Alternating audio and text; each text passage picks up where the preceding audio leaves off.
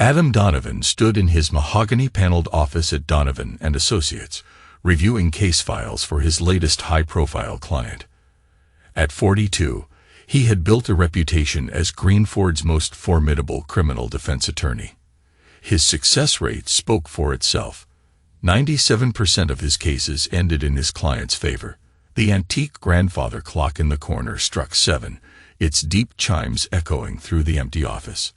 Another late night. Julia would understand. She always did, or at least, that's what Adam told himself. His phone buzzed with a text from his wife.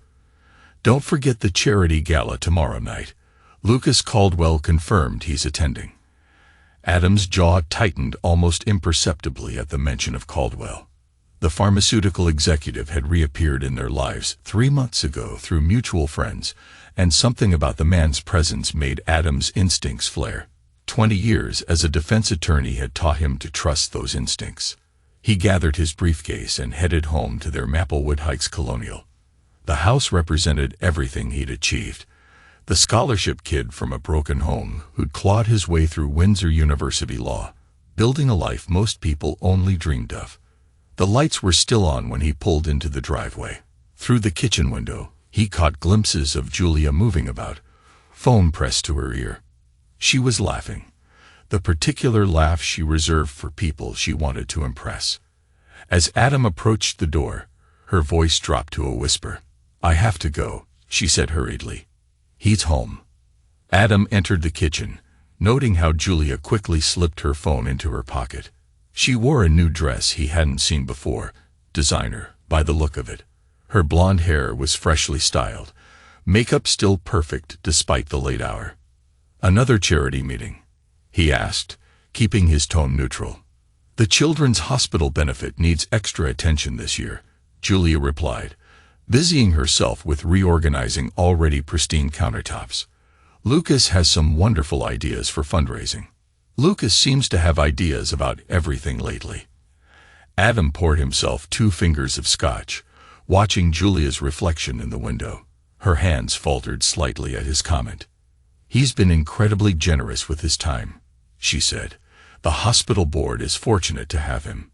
Adam took a slow sip of his scotch. "And how many board meetings require new Cartier bracelets?" Julia's hand went automatically to her wrist, where the diamond-studded bracelet gleamed. "This. I bought it myself.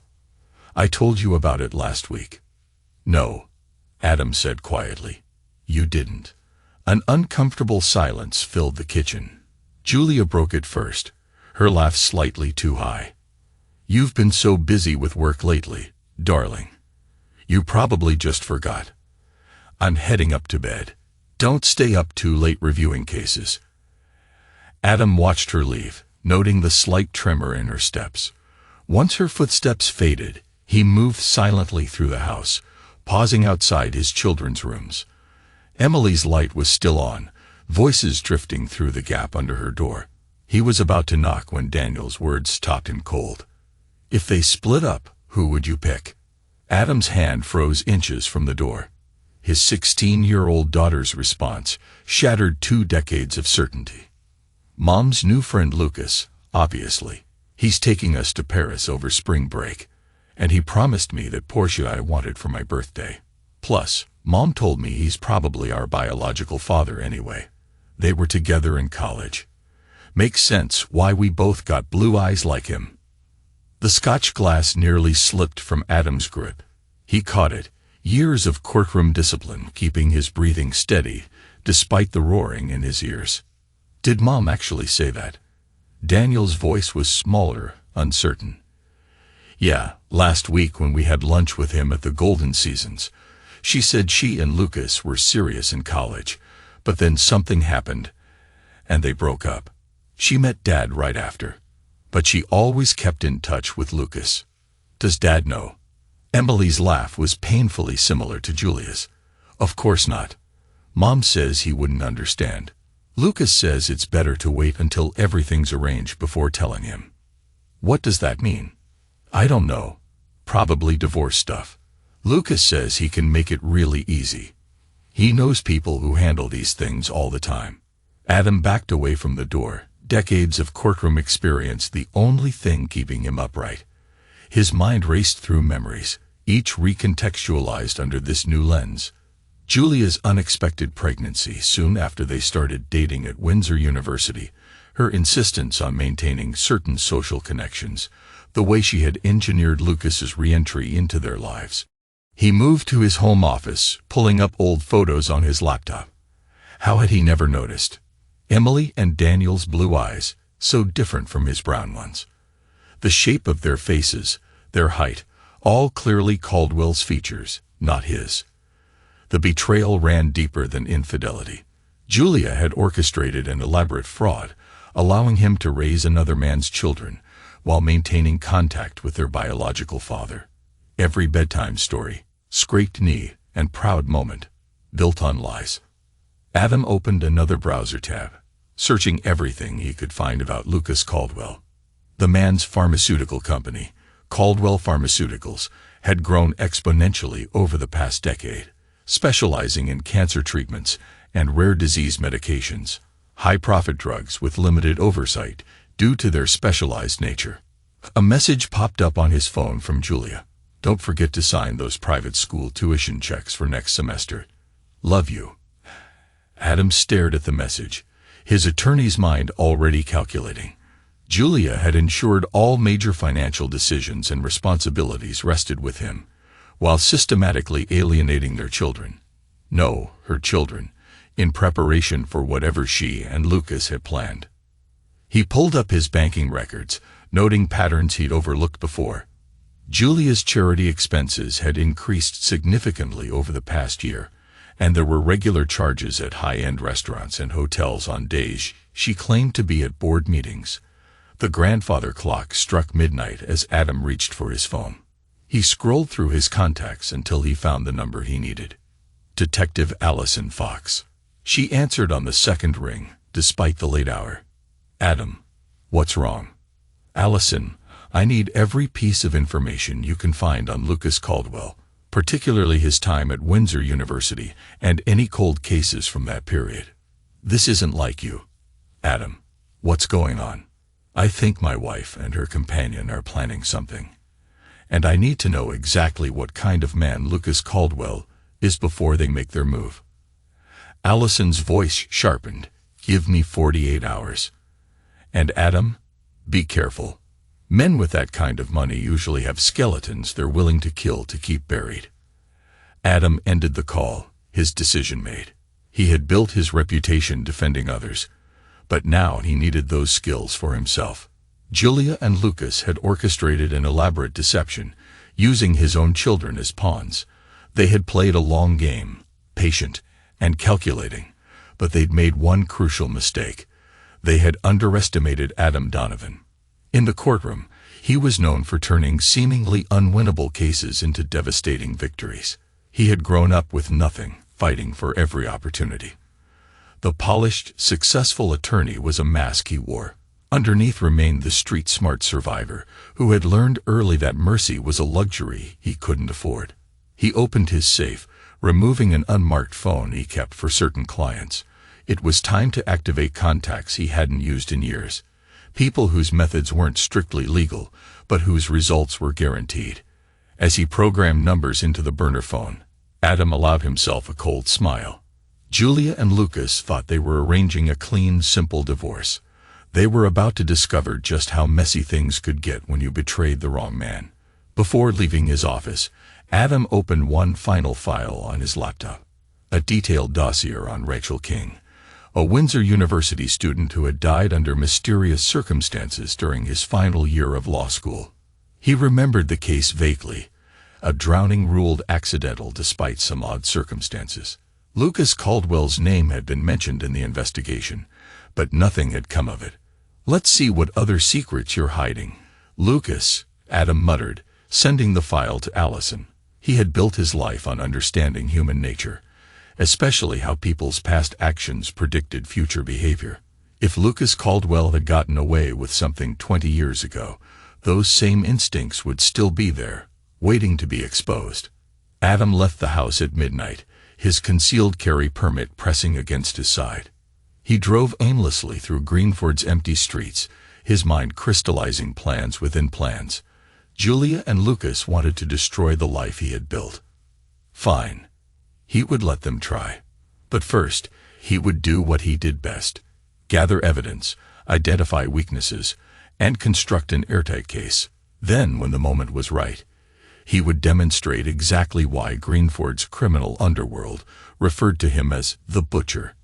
Not for any physical violence, but for his ability to systematically dismantle opponents until nothing remained of their lives, reputations, or futures. The city lights blurred past as Adam drove, his expression hardening into the mask his opponents never saw until it was too late. Julia had wished for a clean divorce. Instead, she would learn what happened when you declared war on a man who'd spent his life perfecting the art of destruction within the bounds of law. Let the games begin.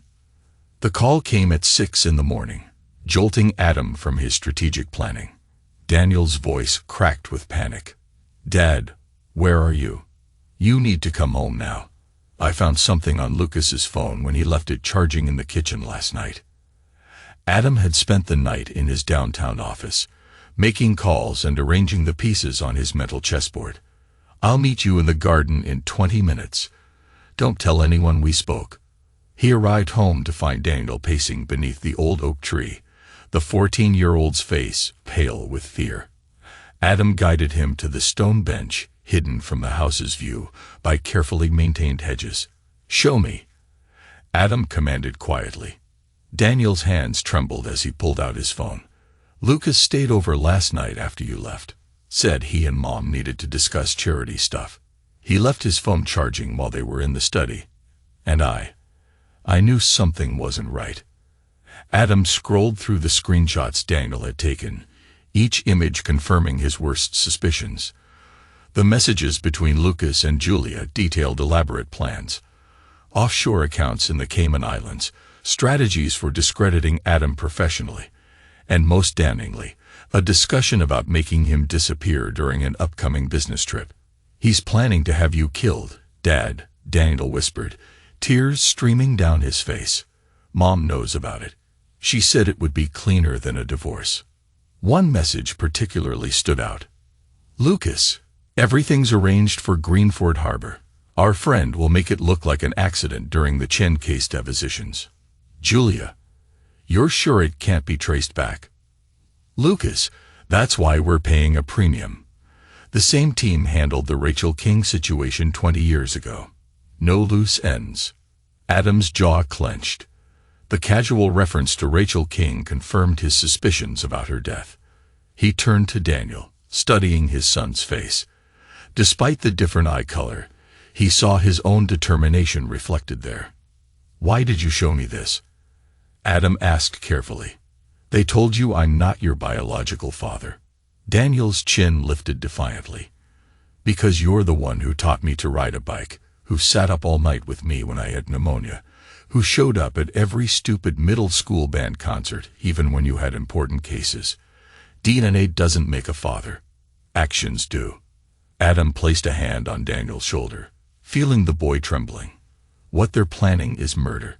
You understand what showing me this means?"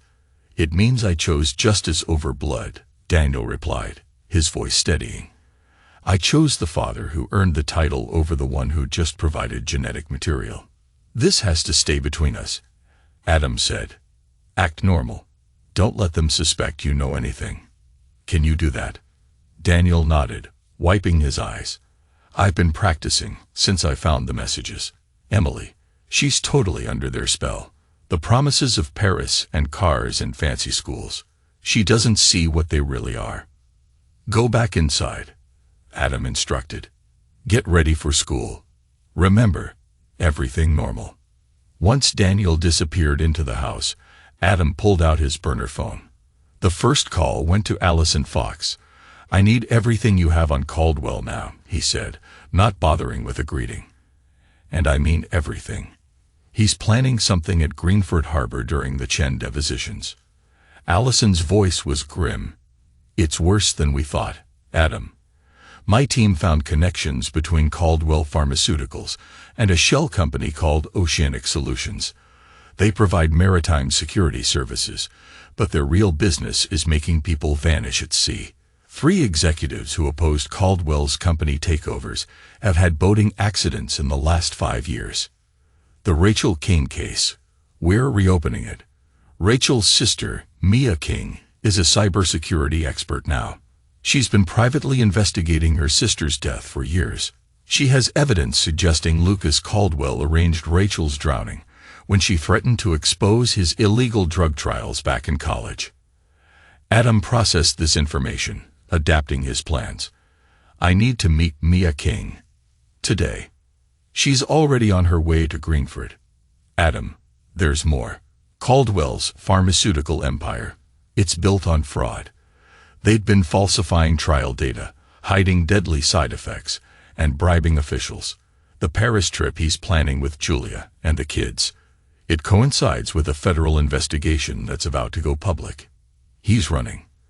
Adam concluded, taking my family with him as cover while he escapes the jurisdiction. Yes, but be careful. Men like Caldwell don't just kill their enemies. They destroy everything their enemies care about first. Adam ended the call, mind whirling with implications. The pieces were falling into place. Lucas Caldwell, faced with exposure of his crimes, was orchestrating an elaborate exit strategy. Julia, either willingly or through manipulation, was helping him eliminate loose ends, with Adam Donovan being the biggest loose end of all. His phone buzzed with a text from Julia. Where are you? We need to discuss the children's spring break plans. Adam typed back. Tied up with the Chen case, having dinner with the partners tonight. Don't wait up. It was a lie. Let them think he was focused on work, unaware of their plans. Every good trap required the perfect bait. He made another call, this time to Paul Turner, his former mentor and now a federal judge. The older man answered immediately. Adam, I was hoping you'd call. I need warrants, Paul, the kind that won't appear in official records until after they're executed. You're talking about black warrants. That's dangerous territory. Caldwell Pharmaceuticals is killing people. I have evidence of fraud, illegal trials, and multiple murders, but I need the warrants withheld until exactly the right moment. Paul was silent for a long moment. This is personal, isn't it? He's trying to kill me and take my children overseas. So yes, it's personal. What you're planning could end your career. If I don't stop him, my career will be the least of my worries. Paul sighed heavily. I'll have the warrants prepared.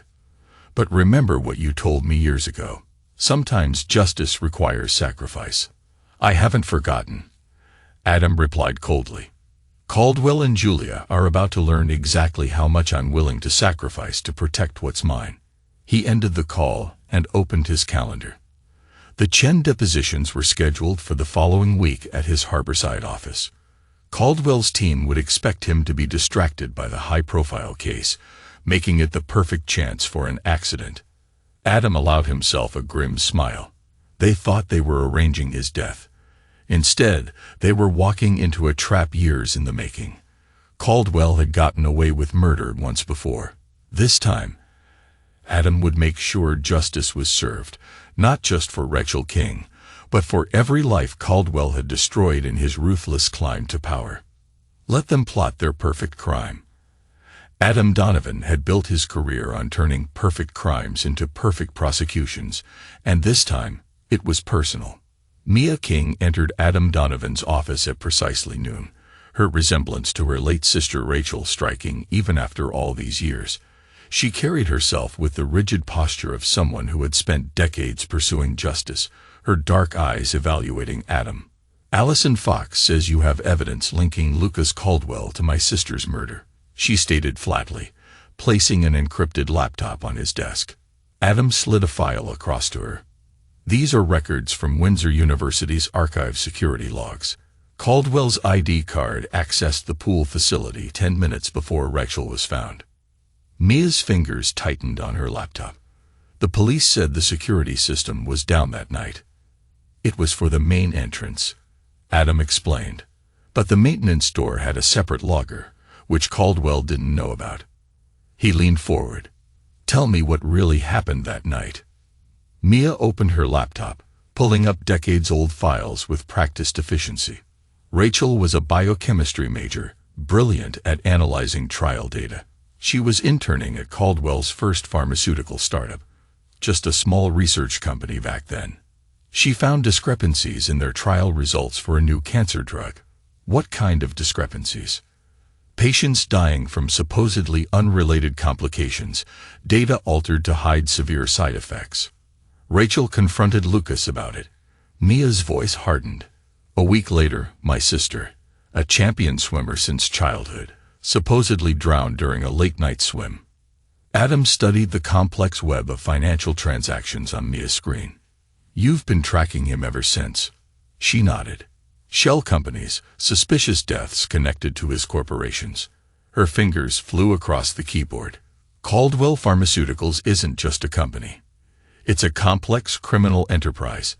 They test experimental drugs on unsuspecting patients, falsify results, and eliminate anyone who threatens to expose them. Like they're planning to eliminate me, Adam said quietly. Mia's head snapped up. What? Adam showed her the screenshots Daniel had taken. Maya read them, her expression darkening. The same signature as Rachel's death. Make it look like an accident.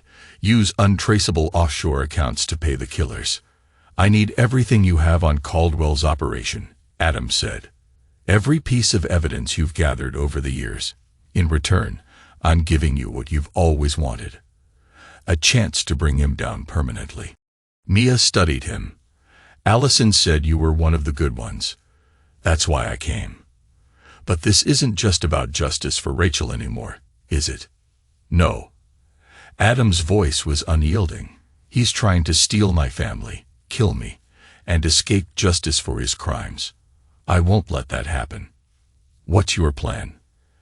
Adam outlined his strategy, watching Mia's expression shift from skepticism to cold resolve. Caldwell's weakness is his arrogance. He believes he's untouchable because no one has matched his ruthlessness within the law. And you can. I spent 20 years defending clients against federal prosecution. I know the tactics, procedures, loopholes, more importantly, how to construct a case that's impossible to escape. Mia nodded. I have bank records showing payments to officials, emails about falsified trial data, and surveillance footage of Caldwell meeting with known hitmen. She paused. But the most damaging evidence relates to the children. Adam's expression didn't change. What about them? Caldwell didn't just have an affair with Julia. He orchestrated your entire relationship. Emails show he pushed her to pursue you specifically because you had potential as a high-powered lawyer. He wanted someone successful raising his children, someone who could be easily discredited if they ever found out the truth. The revelation hit Adam like a physical blow, but years of courtroom discipline kept his face neutral. Every moment of his marriage had been a calculated manipulation. Yet the anger filling him was ice-cold, crystallizing his resolve. When can you have the evidence ready? Give me 48 hours to compile everything. Mia hesitated. But Adam, Caldwell has killed everyone who's threatened him. Why do you think you'll succeed where others failed? Adam's smile held no warmth. Because unlike his other opponents, I understand how predators think. I've spent my career defending them, learning their patterns and weaknesses. Caldwell's used to attacking from the shadows. Let's see how he handles an enemy who drags everything into the light. He showed Mia the deposition schedule for the Chen case. Caldwell's people will make their move then. That gives us a week to prepare our counterattack. Mia's fingers moved across her keyboard. I'm sending you encrypted files on Caldwell's current operations. His company is running illegal trials in Eastern Europe, testing dangerous drugs on desperate patients. The federal investigation is close to exposing him. That's why he's accelerating his plans, Adam mused. He needs to eliminate threats and escape before the investigation goes public. Adam turned to Mia. What do you need to make this work? Access to secure servers, protection for my evidence, and... She met his gaze. assurance that you won't back down when he threatens everything you care about. He already has, Adam replied coldly. That was his mistake. Mia nodded, understanding the steel beneath his controlled exterior. I'll contact my sources in federal cybercrime. We'll need their cooperation when this breaks. Adam handed her an encrypted phone. Use this to contact me. Caldwell's probably monitoring my usual members. After Mia left, Adam sat in his darkened office, reviewing years of Caldwell Pharmaceuticals' financial records. The pattern was clear. Behind the legitimate business facade lay a massive criminal enterprise built on fraud, corruption, and murder. His phone buzzed. A message from Daniel. Mom's taking us to dinner with Lucas tonight. Says they have big news about spring break. Adam's jaw tightened. They were accelerating their timeline, trying to secure Lucas's role in his children's lives before eliminating Adam. Fine. Let them play their game.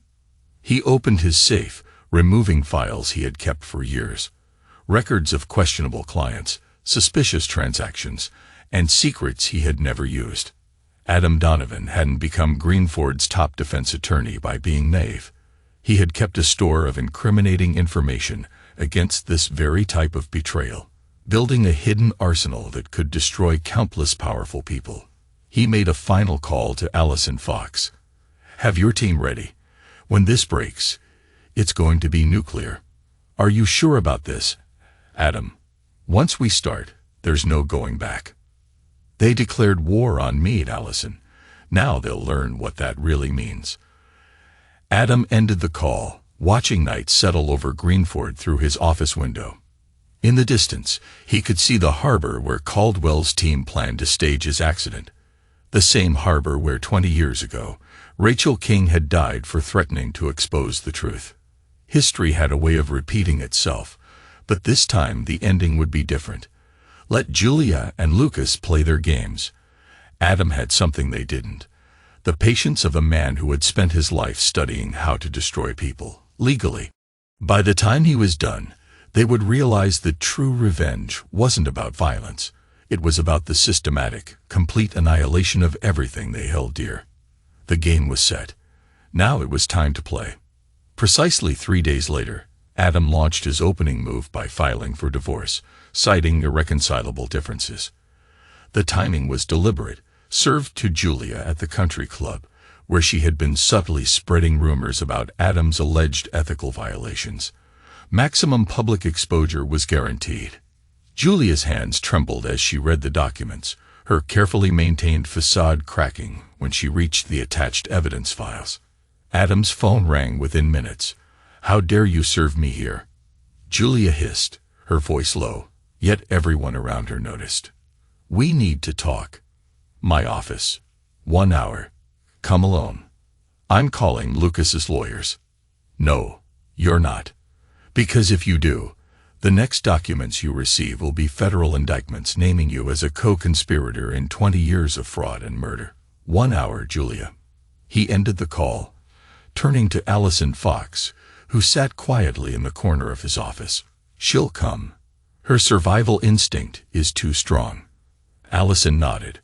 Mia's monitoring all her communications, the moment she contacts Caldwell. She won't, Adam said, adjusting his desk. Julia's spent 20 years manipulating people. She'll try to handle this herself first.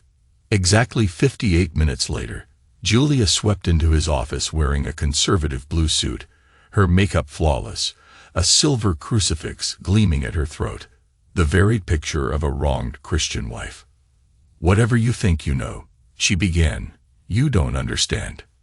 Sit down, Adam said, his voice like ice. Look through those files. Julia sank into the chair, her rehearsed speech dying on her lips. Adam laid out photographs, one by one. Her secret meetings with Caldwell over the years, offshore account statements, email chains about their plans. I know everything, he said quietly. About Lucas, about the children's paternity, about Rachel King, about what you've arranged for me. The only question is whether you want to go down with him. He said he'd take care of everything, Julia whispered, her composure finally breaking. That we'd be free to start over. The kids would have their real father. The kids have their real father, Adam replied, each word precise as a surgeon's scalpel. The one who raised them, who loves them, who died to protect them. Lucas Caldwell is just a donor and a murderer. Julia's face went pale. You can't prove. Rachel King. Adam pulled out another file. You knew about that too, didn't you? How Lucas arranged her accident when she threatened to expose his illegal drug trials. Did you help him plan that the way you planned mine? I never. Julia's voice cracked. I didn't know about Rachel until later. Lucas said it was necessary, that she would have destroyed everything. Like I need to be destroyed. Adam's voice remained deadly calm. How were you planning to do it, Julia? Stage an accident during my morning swim. Push me off the boat. Something else. Tears streaked Julia's perfect makeup. You don't understand what Lucas is capable of. If I don't help him, I understand exactly what he's capable of. The question is whether you want to be charged as his accomplice in multiple murders or... Adam paused deliberately. Whether you'd prefer to help us bring him down. Julia's survival instinct visibly kicked in. What kind of help? Total cooperation. Every detail of his operation, every crime you know about, every plan you've made together. Adam slid a document across the desk. Sign this, and the U.S. Attorney's Office will grant you immunity. Her hand shook as she read the agreement. The children aren't part of this discussion. Adam's tone could have cut stone. You lost any right to them the moment you conspired to murder their father. I am their mother. You're an accomplice to multiple murders who has been poisoning them against their own family. Adam leaned forward. Sign the agreement, Julia. It's the only way you leave this office without handcuffs. She signed, her elegant penmanship faltering slightly. What happens now? Now you tell us everything, starting with Caldwell's plans for the children. Julia's composure crumbled. For the next 2 hours, she detailed 20 years of deception, manipulation, and crime. Allison recorded everything, occasionally stepping in with clarifying questions. The Paris trip. Allison pressed. What's the real purpose? Lucas has properties there under different names, Julia admitted. Once the children are out of U.S. jurisdiction, he'll move them somewhere else. Somewhere Adam can't reach them. And you agreed to this. Allison's disgust was evident. Lucas said it was the only way to keep them safe. Julia dabbed her eyes with a monogrammed handkerchief. He said Adam would turn them against us once he knew the truth about their paternity. No. Adam cut in, his voice like ice. You turned them against me. Every moment you whispered poison in their ears. Every time you let them believe I was a criminal.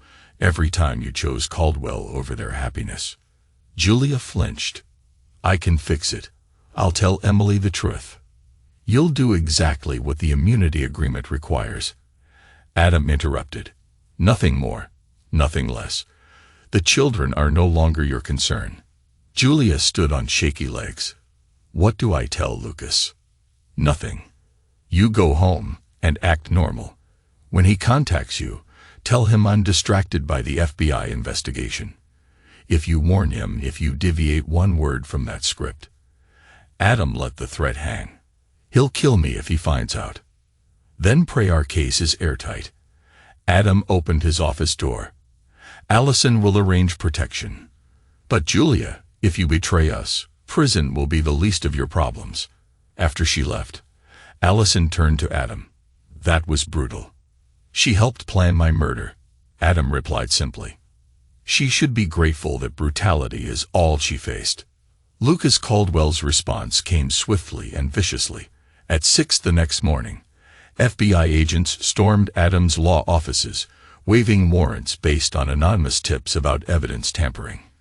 By noon, his biggest clients had received detailed letters accusing him of unethical conduct stretching back years. They're better forgeries than I anticipated, Adam remarked, examining the fabricated documents Mia had intercepted. He sat in Allison's office, watching the raid on a security feed. But Caldwell's getting sloppy. The metadata shows these were created last week. Allison raised an eyebrow. You seem awfully calm for a man whose office is being torn apart. Because everything they're seizing was planted there deliberately. Adam sipped his coffee. The real records are safe, and have been for years. Mia's voice crackled through the secure line. Caldwell's people just breached your home office. They're downloading files from your private server. Right on schedule. How long until they realize they're honeypots? Given the encryption, Mia typed rapidly. They'll need at least 6 hours. After that, they'll find exactly what you want them to see. Adam's phone buzzed with a call from Emily. He put it on speaker. Dad, there are FBI agents at the house. Mom's crying. What's going on? Emily, I need you to stay calm. Adam said, keeping his voice steady. These are just allegations. Everything will be cleared up soon. Lucas says they have proof you've been stealing from clients. Emily's tone was accusatory. He showed me the documents. How could you? Did he? What else has Lucas been telling you? That you're dangerous, that you might try to stop us from leaving with him, and that he'll protect us, like he protected Rachel King. A pause. Who's Rachel King? Ask him. Ask him about the Windsor University student who died 20 years ago. Ask him why the case went cold when evidence disappeared. You're lying. Lucas says you'll try to turn us against him. No, Emily. That's what your mother and Lucas have been doing to you, turning you against me with promises and lies. Adam said, his voice hardening. But the truth is coming out, all of it. The line went dead. Adam looked at Allison. How long until Caldwell's team finds the hidden files? Allison checked Maya's data. 3 hours, at most. Good. That gives us time to position everyone. Adam pulled up the secure messaging app. Paul's judges are standing by with the real warrants. The moment Caldwell's team thinks they found evidence to destroy me. We destroy him, Allison finished. A commotion outside drew their attention. Through the glass walls, they saw Daniel pushing past security guards, clutching his phone. Dad. He burst in, breathing hard. I got it all. I have everything. Adam's expression remained calm, but his eyes sharpened. Show me. Daniel pulled up videos on his phone. The first showed Lucas Caldwell in the kitchen with Julia. Once Adam is gone, Caldwell was saying, we'll move the kids somewhere safe. The evidence we planted will convince everyone he died covering up his crimes.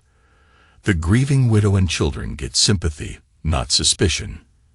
The next video was worse. Caldwell at his office, instructing someone over speakerphone. Make it look like an accident during the Chen case depositions. Once Donovan's gone, we use his client accounts to hide the drug trial data. His reputation takes the fall. We get the kids, and everyone wins. When did you record these? Allison asked, clearly impressed. After I found those messages about wanting Dad dead, Daniel said, chin lifting proudly. Lucas loves to brag when he thinks no one's listening. I have hours more. Adam studied his son, biological or not. Daniel was his in every way that mattered. You realize how dangerous this was. I realize what they planned to do to you. Daniel met his father's gaze.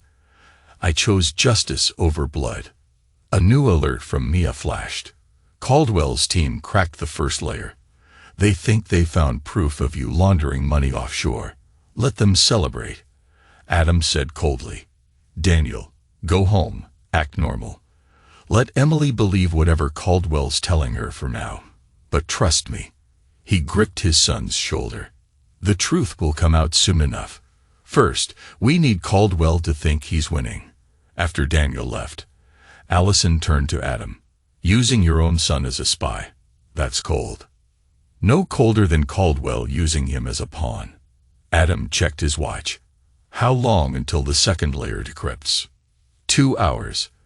That's when they'll find the evidence linking you to Rachel King's death. Perfect. Adam typed instructions to Paul. Caldwell thinks he's orchestrating my downfall. He doesn't realize every move he makes tightens the noose around his own neck. Mia's voice broke in. Adam, Emily just booked a flight to Paris. One way, leaving tomorrow. No, she didn't. Adam allowed himself a small smile. Caldwell's people attempted to book it. The airline will cancel it within the hour. You knew he'd try this. I know how predators think, Mia. Caldwell's desperate. The harder he pushes, the more mistakes he makes. As if on cue, Adam's phone rang. The caller ID showed Lucas Caldwell's private number. Right on time, Adam murmured, putting the call on speaker. Donovan. Caldwell's voice oozed false sympathy. I heard about the FBI raid. Terrible business. I might be able to help, if you're willing to be sensible about the children's travel plans. Blackmail, Lucas. I expected better from you. Think of it as negotiation. You sign over custody, drop this ridiculous investigation into my business affairs, and maybe some of that damaging evidence disappears. Adam's tone turned arctic, like the evidence about Rachel King disappeared. A slight pause. Careful, Donovan. False accusations can be dangerous. Nothing false about it, Lucas. Would you like to know what else isn't false? The videos Daniel recorded of you plotting my murder.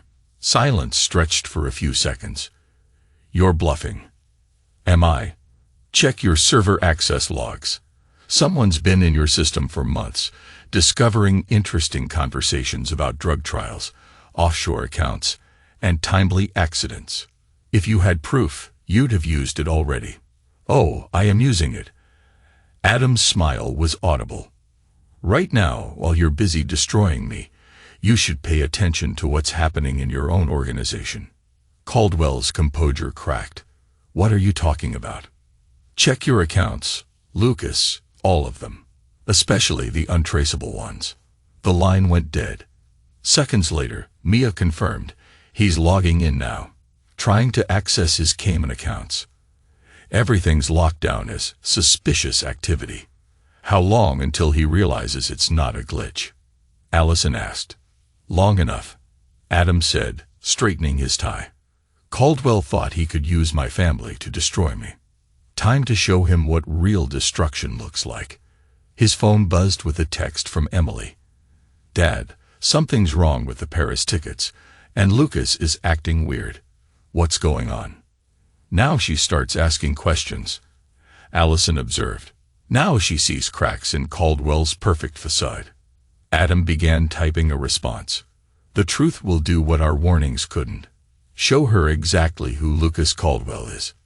Mia's voice turned urgent. Adam, Caldwell just called an emergency board meeting for tomorrow morning. He's trying to liquidate assets before the real warrants hit. Adam agreed. Perfect. Let him gather his co-conspirators in one place. Serving indictments will be more efficient.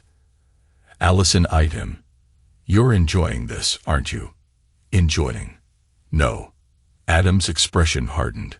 But when someone tries to steal your children and take your life, you don't just beat them.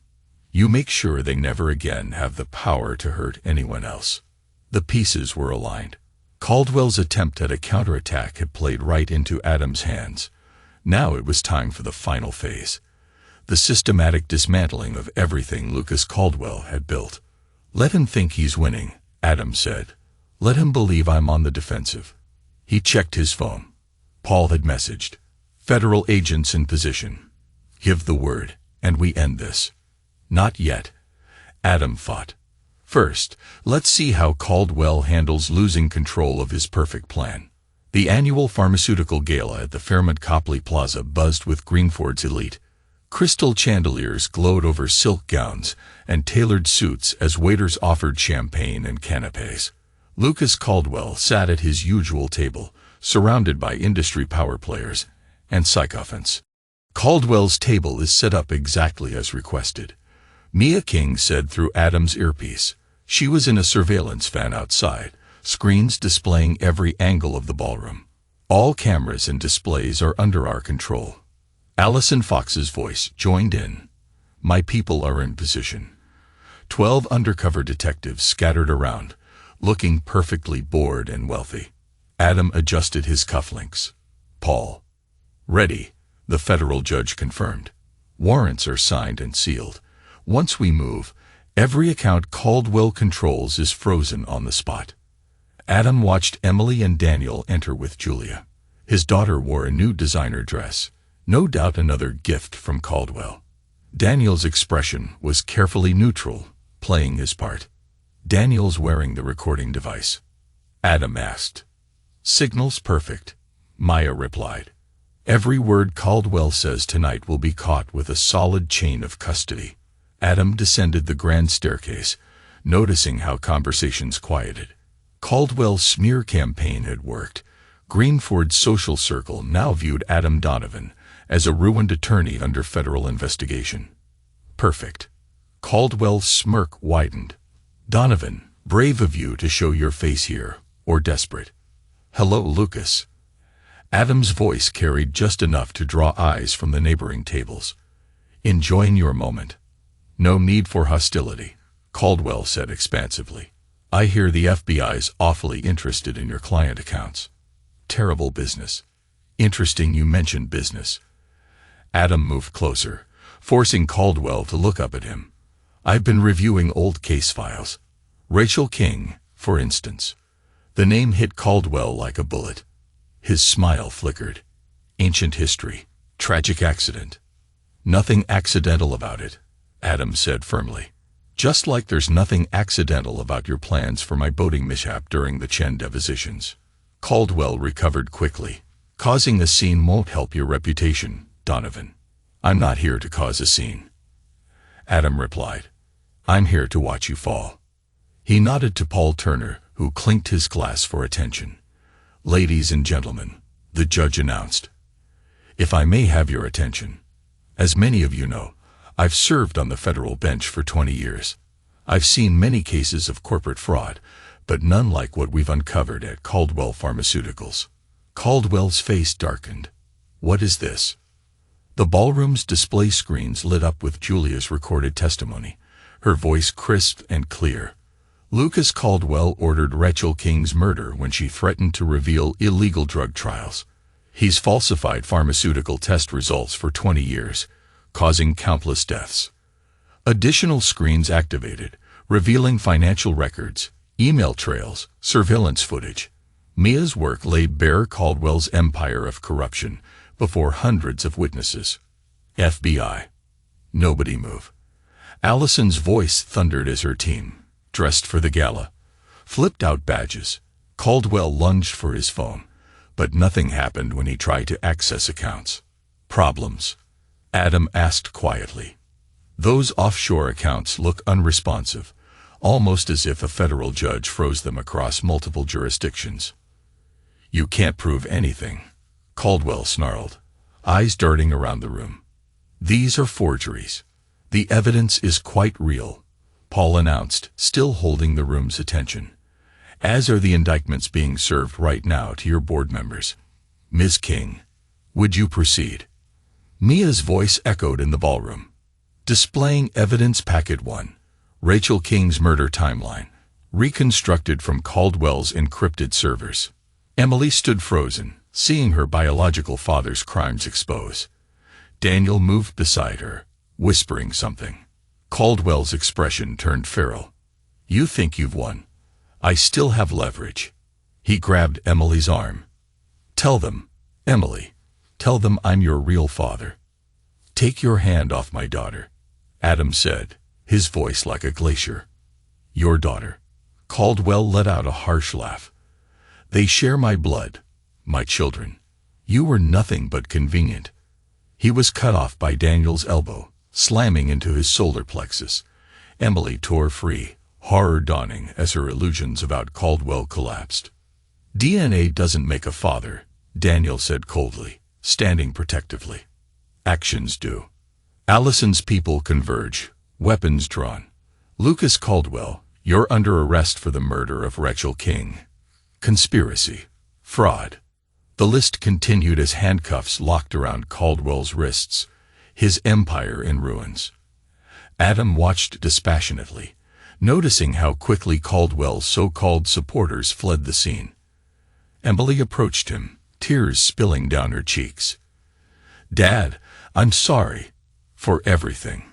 For believing him." Later, Adam said gently, "We need to finish this first." Julia stood to one side, her perfect world disintegrating. Adam caught her gaze from across the room. She had delivered her testimony for the cameras, and now she would face the consequences of her betrayal. Paul came forward with federal marshals. "We'll need statements from everyone. Allison has arranged secure transport." Adam nodded. "Mia, send everything to the Justice Department. Every server, every account, every scrap of proof. Make sure nothing disappears." "Already done," Maya responded. 10 years of my life, but my sister finally gets justice." Caldwell struggled as marshals pulled him along. "This isn't justice, it's revenge. You've destroyed everything I built." "No, Lucas," Adam said quietly. "You destroyed yourself. I simply brought it to light." Outside, reporters swarmed. Caldwell Pharmaceutical stock collapsed as investigations branched out across continents, seizing millions in hidden assets for victim compensation. Julia waited by Adam's car after the initial arrests. "What happens now?" "You kept your immunity," Adam told her coldly. "Take it and disappear. The children don't need more of your poison in their lives." "They're still my children." "No." Adam's tone could have frozen steel. "You lost that right when you plotted to kill their father. The custody agreement is final. Leave Greenford, Julia. Don't force me to show how much I held back." She fled as more federal agents arrived to catalog evidence. Allison joined Adam, watching Julia drive off. "That's the last loose end. Caldwell's auxiliary companies are being seized. Mia's tracing his final hidden accounts. It's done." "Almost." Adam checked his phone. Daniel had messaged, "Emily wants you. She needs her dad." He smiled faintly. DNA didn't matter. Blood didn't matter. What mattered was showing up, loving and protecting. Everything a real father does. "We're finished here," he told Allison. "Make sure every document is in order. Caldwell will try to fight from prison." "Let him try," Allison replied. "We have him dead to rights on multiple murders." Adam left the chaos behind to go home to his children. Caldwell had been meticulous, but he had never understood what Adam had known from the start. The most dangerous predator isn't the one who strikes first. It's the one who watches and waits, then destroys you so completely that there's no recovery. The media frenzy surrounding Caldwell's trial shook the nation. Cameras flashed as Adam Donovan arrived at the courthouse alongside Allison Fox and Mia King. Inside, Caldwell sat in an orange jumpsuit, exuding fury as the prosecution methodically laid out his crimes. "The prosecution calls Mia King," announced the federal lawyer. Mia faced her sister's killer calmly. "I started investigating Lucas Caldwell the day Rachel King died. For 10 years, I traced every shell company, every suspicious death tied to his drug trials." "And what did you find?" "Caldwell Pharmaceuticals ran illegal human trials in Eastern Europe. Patients died from drug complications. They falsified the death certificates." She explained how she uncovered 37 confirmed deaths, with likely hundreds more. Caldwell's defense team tried objections, speculation, but the judge overruled them. Mia was a certified digital forensics expert. When they attempted to implicate Adam Donovan in a frame-up, Allison Fox's thorough investigation unraveled the defense's claims. In 3 weeks of testimony, the jury needed only 4 hours to deliver its verdict: guilty of first-degree murder in Rachel King's death, plus conspiracy, fraud, money laundering, racketeering, all proved beyond doubt. "Lucas Caldwell," the judge declared, "you have been convicted of heinous crimes spanning decades. You used wealth and influence to murder, bribe, and destroy families. This court sentences you to life without parole."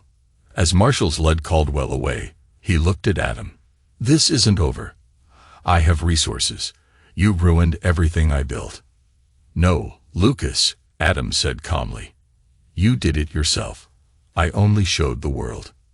Outside, news crews captured the final collapse of Caldwell's empire. Board members indicted, stock worthless, hidden assets seized. Julia stood in the crowd, understanding at last the magnitude of her choices. She vanished before Adam could speak to her. In the following days, multiple investigations spanned international borders. Thanks to evidence Adam and his team had assembled, millions of dollars were directed into funds to help Caldwell's victims. Emily and Daniel battled the realization that the man who shared their genes was a murderer, whereas the father who raised them had sacrificed everything to protect them. DNA didn't matter. Love did. Adam returned to his Maplewood Heights home. Once stained by Julia's lies, it was now a place of healing. Emily approached with tears in her eyes. Dad, can you ever forgive me? Adam hugged her. Always, Emily. I love you, no matter what. Daniel joined, relief on his face. Thanks, Dad, for it all. They stood together, a family bound by choice rather than blood. Caldwell tried to exploit their genetics for control, but never understood that real family is about loyalty, not DNA. A year later, Adam Donovan sat in his expanded corner office at Donovan and Fox, looking out over Greenford Harbor. The newspaper headline read, Caldwell's final appeal denied. Life sentence stands. Adam filed it under justice served. Allison Fox walked in. Mia's here with the security update. There's something else you'll want to see. Mia arrived with her laptop. Since Caldwell's conviction, she had turned the once makeshift group into Greenford's top digital forensics division. Donovan and Fox specialized in exposing corporate crime that other firms avoided. Caldwell's last offshore account is finally cracked, Maya said, scrolling through data. A secret stash in North Korea, $300 million, frozen for victim restitution. Excellent, Adam replied. Give Rachel King's foundation priority. How's our new security system? Rock solid, Maya said. No one can even breathe on our files uninvited. Allison glanced at Adam. So how are Emily and Daniel? Adam gestured to a framed photo on his desk from Daniel's recent graduation. The boy who saved his father with recorded evidence was now off to law school, determined to fight corporate corruption. Daniel's already talking about becoming a prosecutor for these kinds of crimes. And Emily. She's helping abuse survivors, speaking at a conference next week where Caldwell's case is basically required reading. Mia's phone chimed. The last of Caldwell's assets in Dubai have just been seized. That's everything. Adam nodded. Some fights are worth seeing through to the end. News coverage showed the continuing fallout. Executives still behind bars, families compensated. Pundits credited Donovan and Fox for pioneering the Caldwell method to combat corporate criminals. Allison smirked. They're calling us corporate killers. How do you feel about that? Adam's gaze drifted to the harbor, recalling Caldwell's plan to stage his death at sea. If that label stops people like him, I'm fine with it. That evening, Adam left early for a family dinner with Emily and Daniel. The house was no longer weighed down by betrayal, only laughter and hope. Emily greeted him at the door. Daniel tried cooking again. We might need pizza. Adam smiled, hugging his daughter. As long as we're together, I don't care what we eat. Inside, Daniel was stirring a pot while skimming law books.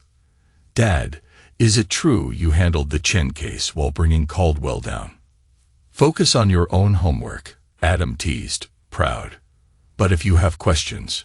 They settled in for dinner, the once fractured family united. Caldwell's betrayal had not only failed but had strengthened Adam's bond with his children.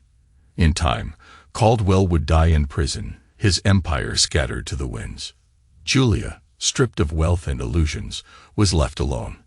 She had chosen her path. Betrayal had its price. Attempts to reach Emily and Daniel were ignored. Their choice was made long ago.